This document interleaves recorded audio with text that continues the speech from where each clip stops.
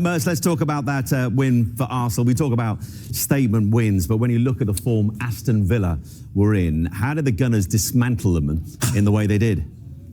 In a 30-minute spell. 30-minute spell, an amazing 30-minute spell. Went off, got the corner.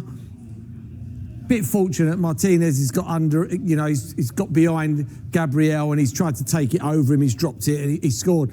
But for the next 29 minutes, they were outstanding. They suffocated Villa, went after them and made them look pretty average in the end and were outstanding. It's a massive, massive result, this.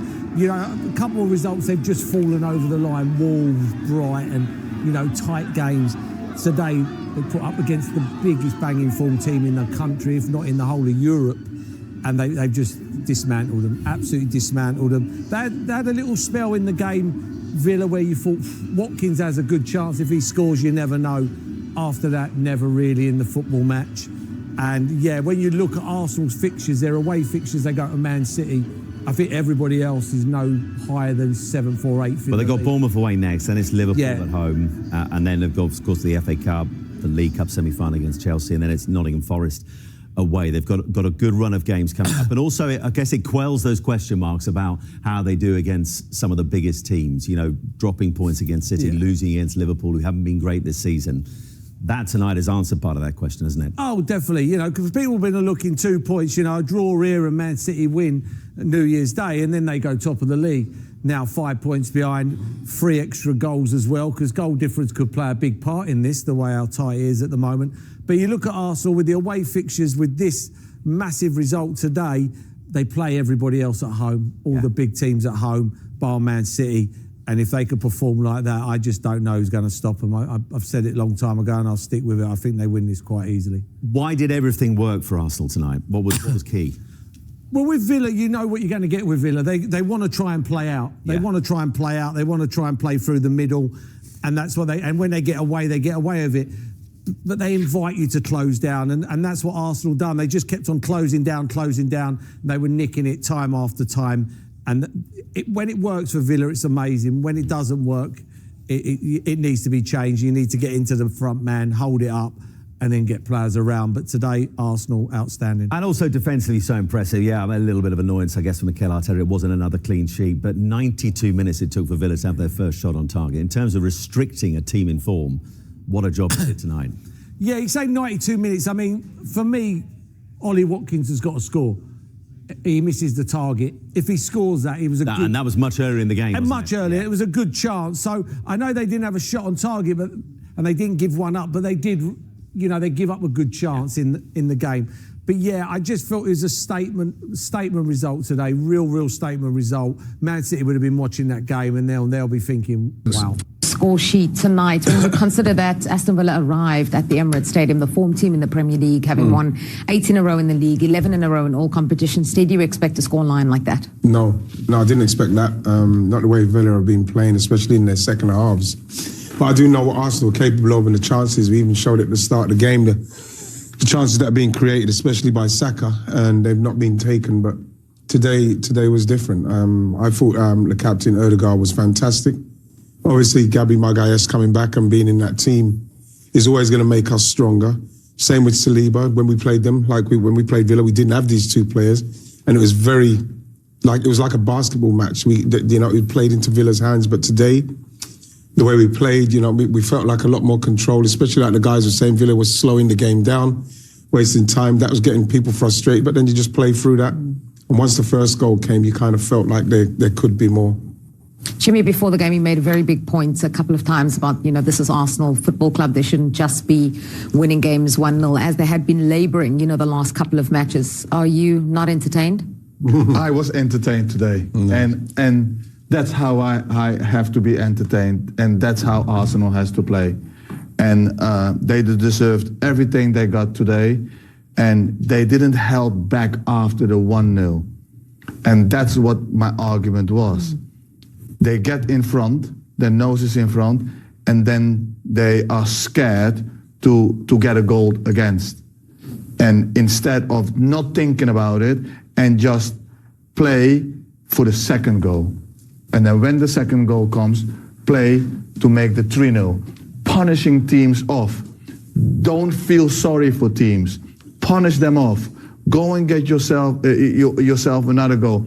Feel good, because next match you still have that feeling, but it starts at 0-0. And when you have got still that feeling of being in that right zone, you go different in matches. And today they did the opposite that they have been doing before, and that was really good to see. Yeah, and against the Villa side, as we mentioned, was the form team, and also I think for a lot of people, the fact that they had moved up to third, an opportunity tonight to move level on points with Arsenal with the victory on a ground where they have done well in the last couple of seasons. Just how big of a statement does this feel like from Arsenal for you? Well, it's a massive statement, and it's even more of a statement to Villa, to let Villa see the levels that you probably have to get to.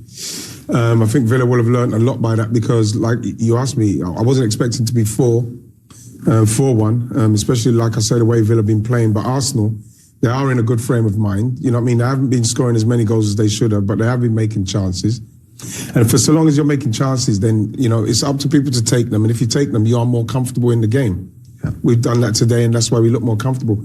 Hopefully, going forward, we can do the same, because I don't want to sit here thinking it's only going to be 1-0 and thinking, are they going to score?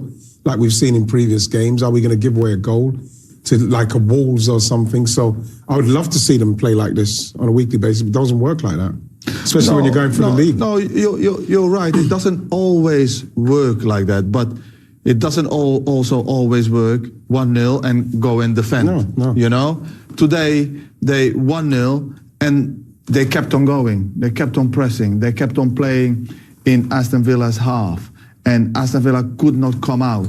And then opportunities come. And what they did really well, they punished them off. You know, Trossard, great goal. Odegaard, great pass for Subimendi, you know. And Jesus, when he came in, you know, very direct and took his goal really, really well. Yeah. And at that time, when Jesus scored, there were 6 people of Arsenal players around the box. Well, Mikel, you said tonight was a beautiful opportunity, and you've absolutely taken it. Your thoughts on what you've seen from your team tonight? Well, it's a beautiful evening. A very tough match when you're top opponent to play against. And yeah, we had the first 10 minutes a bit shaky, where we had to adjust things, and credit to them, because they break our press and they had 2 situations they could run, and they are very dangerous there. And after that, we grabbed the game a little bit without creating, apart from the 2 big chances of Victor, too much, but more control in the game. And the second half, the way we started, it was amazing. We really turned things up. We were very efficient in everything that we did, and I think we deserve to win the game. So what did you say, or maybe adjust at half-time? Was it one for an old-fashioned rocket, or was it more kind of a tactical aspect to it? Rocket is great, but it's not enough. Against them, you have to be really meticulous and understand really well the timing of things when you do them, and everybody working together to achieve that. And we adjusted, and the times were right, and then the players were super efficient in what they did. So big credit to them, because against this team it's not easy. You spoke beforehand actually about the importance of being ruthless against a team like that never knows when it's beaten. Was that key tonight when you got your moments? You had that spell in the game where you took almost every chance. Yes, and that's the difference. You know, we have created a lot of chances in the last few weeks, and we needed scrappy goals to win the games today. The quality of the finishing and the way we put the ball in the final third, in the box, it was top, and that made a difference. And I think I asked you beforehand, you know, how important is Gabriel Magalhaes? How important is Big Gabby, not just as a defender, but with all the other stuff he brings? Right. We saw today, he was a great example. He comes back after 6 weeks out. It should have been probably 8. He comes early, straight away in the team against probably one of the best strikers in the league, and how difficult it is to mark him.